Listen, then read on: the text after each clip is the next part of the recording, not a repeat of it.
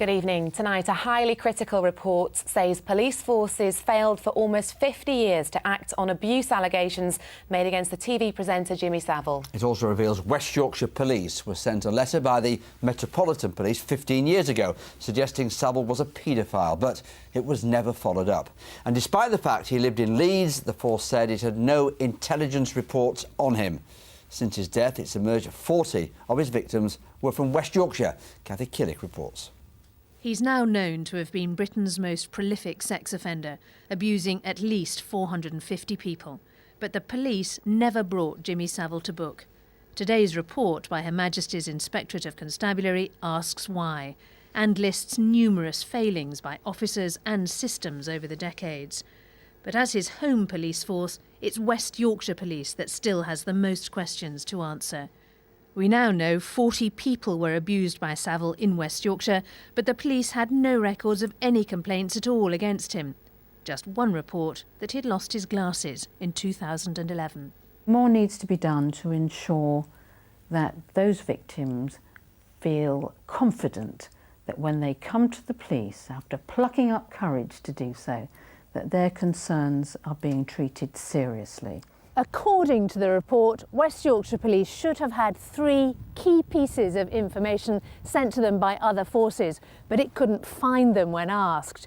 One of them was an anonymous letter sent to the force in 1998. It gives a detailed description of Savile's paedophilia and his habit of looking for victims here in Roundhay Park. But what happened to that letter and why it wasn't acted on is now the subject of further investigation. Also under scrutiny are meetings here at Savile's flat in Leeds between Savile and senior police officers, the so-called Friday Club. Savile boasted about these connections, and today's report makes clear further investigation of those meetings is needed. But where does all this scrutiny leave victims? Carrie Griffiths was forcibly kissed by Savile in a bank when she was 13, but at the time she was thrilled by her brush with celebrity, and like the vast majority of victims, didn't even think of going to the police. I just think it would be so difficult for anyone to come forward, mainly because it was Jimmy Savile and they're probably scared that they weren't going to be believed. I think it's a huge thing to do anyway, to come forward and tell someone you've been assaulted or raped, because then you know you're going to have to live it over and over and over again. But I think mainly because he was such a huge celebrity, had so much power, probably thought they weren't going to be believed. It's often said that Jimmy Savile was a one-off, but the most disturbing aspect of today's report is the assertion that without change in the police, it could all happen again. Kathy Killick, BBC Look North, Leeds. Well, lots of allegations against West Yorkshire Police there. So how could it be that the police had no knowledge of Savile's criminal behaviour and his victims? We've been asking the Assistant Chief Constable, Ingrid Lee. I feel really sad that the victims haven't felt able to come forward, and I want to make sure that we continue to encourage victims to come forward.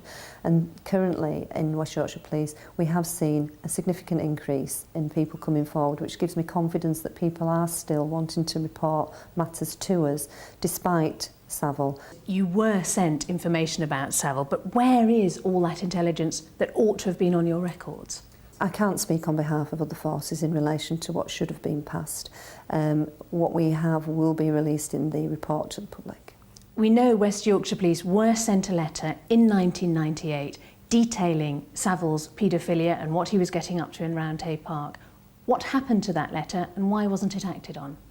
That's been thoroughly investigated, and that will form some of the detail that's contained within the report that will be released at the end of this month. HMIC was very concerned about the relationship between West Yorkshire Police and Savile, in particular these cosy meetings between senior officers and Savile that went on at his flat. What was the nature of those meetings? The coffee morning that you're speaking about that used to take place at Savile's address was attended by police officers who worked in that locality. It was also attended by reporters, by local business people, by staff that worked for Savile, where they would just discuss key issues that were going on in the papers at that particular time. Police officers were encouraged to get to know their community, to have coffee, to have tea with them. Savile was such a person within that community. At that time, a high-profile individual. Hindsight is a wonderful thing, but at that time we knew nothing about his offending. Would you endorse meetings like that again? I would endorse all police officers to know their communities, but if you're asking me would I endorse police officers having coffee with paedophiles, no, absolutely not.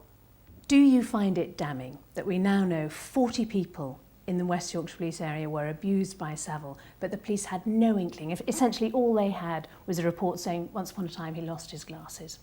It's very sad that victims didn't come forward, you're absolutely right. And I wish I knew the reasoning behind that. But our investigations will be very thorough in relation to that, to see whether anybody did report anything to West Yorkshire Police and whether everything that should have been done was in fact done. Well, we can talk now to John Bird from the National Association for People Abused in Childhood. Mr. Bird, thank you for joining us. I suppose the question is, could this happen again? Unfortunately, the way things stand at the moment, as the Chief Constable of in Manchester said earlier on today, yes, it could.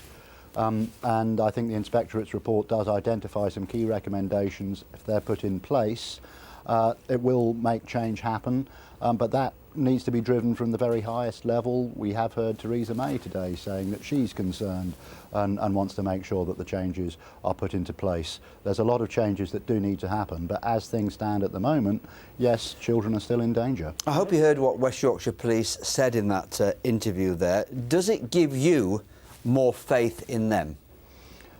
It's very worrying to hear that, you know, I mean, we knew before, but Jimmy Savile had police officers round for tea.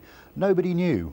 Even in my line of work, I didn't hear any allegations about Jimmy Savile during his lifetime. Shortly after he died, I heard a few rumours, wasn't he a paedophile?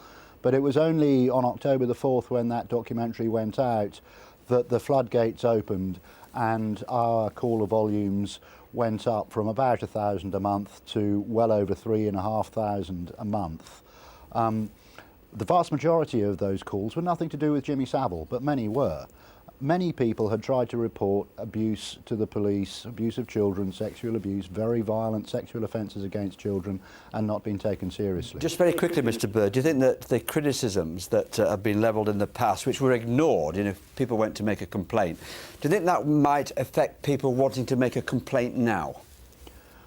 I think, you know, it's been described as a watershed moment by Commander Peter Spindler of the London Met, who led U-Tree. Things have changed. We've seen those changes in place already.